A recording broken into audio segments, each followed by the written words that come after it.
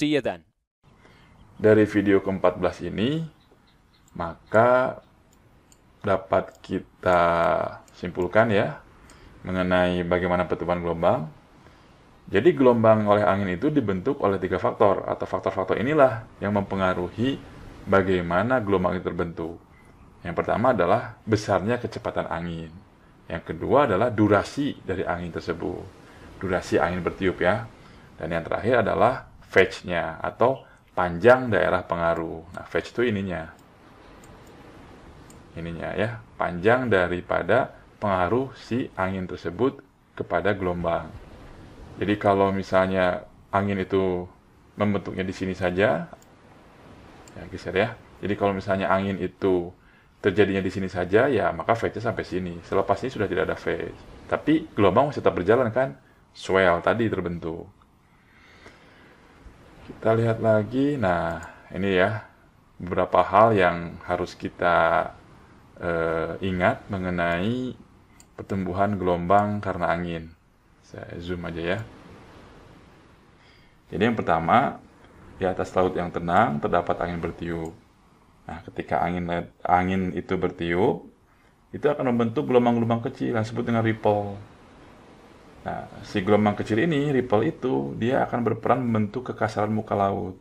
Sehingga dia dapat menangkap lagi energi dari angin. Dari secara kecil, angin berhembus. Nah, lama-lama ripple ini menjadi membesar.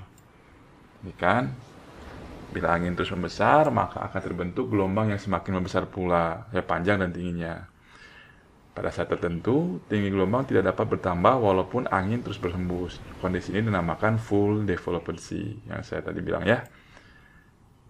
Nah, ada saatnya gelombang itu tidak dapat mempertahankan tinggi gelombang oleh karena adanya gesekan dengan dasar perairan, akibatnya terbentuk gelombang pecah, surf tadi. Ini biasa ada di pantai.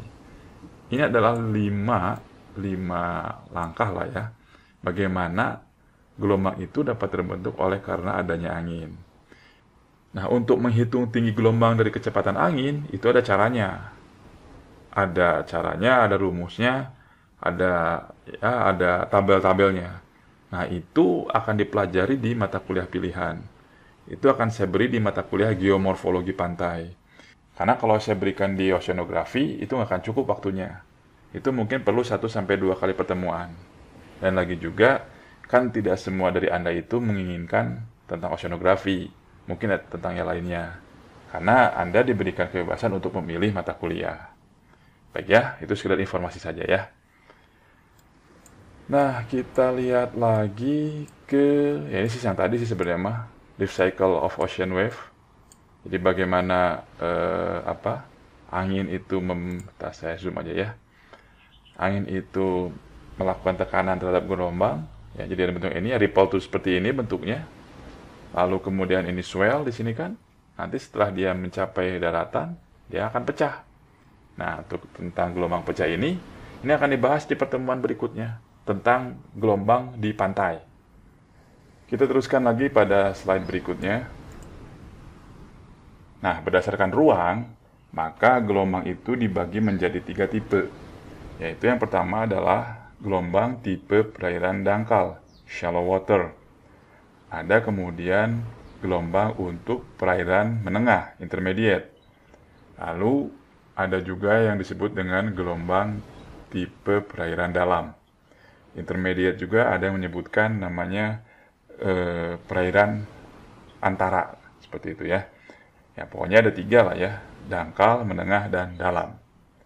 Perbandingan ini tidak hanya didasarkan kepada kedalaman perairannya, tapi juga didasarkan kepada panjang gelombangnya. Nah, mengenai panjang gelombang, kecepatan, itu akan kita bahas di setelah materi ini ya. Seperti Anda ketahui kan bahwa gelombang itu menjalar dari saat dia storm, ya, swell ya. Jadi kalau saya katakan gelombang menjalar atau gelombang, itu sebagian besar mengatakan pada swell ya. Berarti sinonim dengan swell ya. Nah, saat gelombang itu berjalan gitu ya. Ini kan ada lintasan partikel. Ya di video yang sebelah sana ya sudah dilihatkan lah ada lintasan partikel. Di gelombang perairan dalam, si partikelnya itu dia bulat. Sedangkan mendekati daripada perayaan menengah, si lintasan partikelnya itu ya elip atau pipih. Begitu sampai sini dia akan pecah. Kenapa yang terjadi? Ya karena adanya gesekan dengan dasar perairan. Nah, ini kan. Nah, makanya kan ada ZX. Selalu lah semuanya itu dalam fungsi ruang. Jika di very shallow ini ya, di mana dulu? Ada sini deh. Di deep water, ya dia lintasannya ya lingkaran. Ya, bagus lah, lingkaran sempurna. Di intermediate, dia pipih. Karena ada gesekan dengan dasarnya. Semakin dangkal, ya Z-nya minus D-nya semakin dangkal, dia akan semakin pipih karena adanya gaya gesekan dengan dasar perairan. Mengenai panjang gelombang, kemudian ini adalah kecepatan C, kemudian ada yang namanya perioda, lalu gerak partikel, kita akan bahas pada tema atau pada materi mengenai parameter gelombang.